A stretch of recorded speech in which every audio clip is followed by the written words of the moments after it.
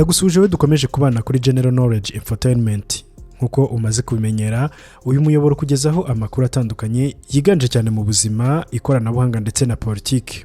Uyu munsi rero reka tugume mu buzima, turebere hamwe byinshi ku cyorezo cyagaragaye mu Rwanda, ndetse Minisiteri y'Ubuzima mu Rwanda ikaba yakanguriye abanyarwanda gukaza ingamba zo kwirinda.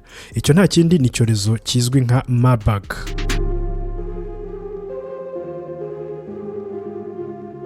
Minisiteri y'Ubuzima mu Rwanda Minisante yatangaje ko mu Rwanda habonetse abarwayi bafite ibimenyetso by'indwara y'umuriro mwinshi iterwa na virusi ya MARBUG. Mu gihe hakorwa iperereza rigamije kumenya inkomoko y'iyi ndwara, Minisante yatangaje ko hashyizweho ingamba zo kuyirinda no kuyikumira mu bitaro ndetse no mu bigo nderabuzima bitandukanye. Iri tangazo ryashyizwe hanze na Minisiteri y'Ubuzima mu Rwanda rivuga ko hatangiye igikorwa cyo kumenya bagiye bahura n'abagaragaweho n'iyi virusi mu gihe abarwayi bakomeje kwitabwaho n'abaganga. Iyi ndwara ikaba ikwirakwizwa no gukora ku maraso ndetse n'amatembabuzi y'abayirwaye. Ntabwo ikwirakwizwa binyuze mu mwuka nk'uko byakomeje gucaracara ku mbuga nkoranyambaga hirya no hino ku isi.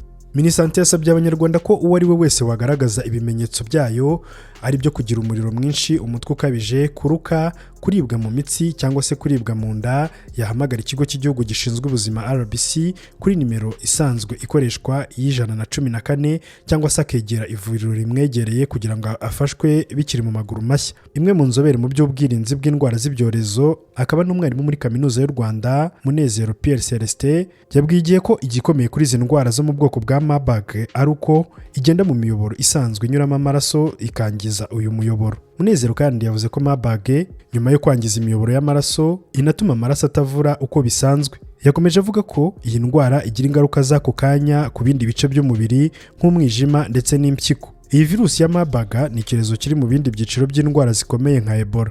Yamenyekanye cyane mu mwaka w'1967 mu mujyi wa MARBUG, ari nayo mpamvu yahawe iri zina rya MARBUG. Uyu mujyi ukaba ugaragara mu gihugu cy'Ubudage, yongeye no kugaragara no mu mujyi wa Frankfurt nawe uri mu gihugu cy'Ubudage, ndetse no mu mujyi wa Belgrade muri Serbia nk'uko bigaragazwa n'ishami ry'umuryango w'abibumbye ryita ku buzima WHO.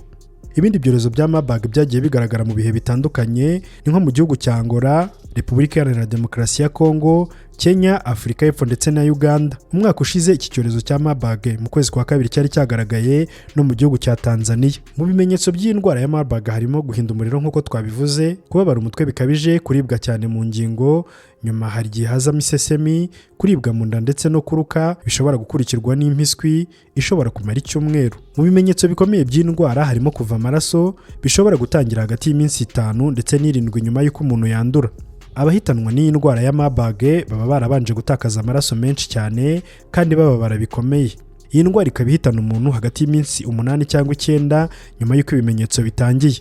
Ushobora kwibaza uburyo rero wakoresha wirinda iyi virusi ya MARBUG. Ingamba zo kwirinda iyi ndwara, icyambere no kugira isuku, kwirinda guhura n'abantu banduye iyi ndwara no gukurikiza neza ingamba zo kwirinda kwandura mu mavuriro. Ibi nabyo ni ingenzi mu kwirinda iyi ndwara. Kumenya neza ko imihango yo gushyingura uwahitanwa nayo yakozwe mu mutuzo, ibi nabyo ni ingenzi. Igiteye inkeke kuri iyi ndwara nuko kugeza ubu nta rukingo cyangwa umuti wemejwe wo kuvura iyi ndwara ya MARBUG. Gusa mu kwita ku wagaragaweho n'iyi ndwara, bamuha amazi ahagije ndetse bagakomeza kuvura ibimenyetso byihariye kuko byongera amahirwe yo kubaho. Kugeza ubu hari imiti yatangiye kugeragezwa ndetse n'indi miti izwiho kwica virusi. WHO ivuga ko iyi ndwara ikomeje kuba ikibazo gikomeye kuko na virusi yayo ishobora kuguma mu bice bimwe na bimwe by'umubiri bidakorwaho n'ubudahangarwa nk'udusabo tw'intanga ndetse n'amaso. WHO ikomeza ivuga ko iyi ndwara yagiye inaboneka mu masohoro ndetse n'amashereka y'abakize iyi ndwara, bigatuma hakomeza kubaho impungenge z'uko ishobora no gukwirakwira binyuze mu mibonano mpuzabitsina kugeza mu gihe kigera ku mwaka nyuma y'uko uwayirwaye akize. Ishami ry'umuryango w'abibumbye ryita ku buzima WHO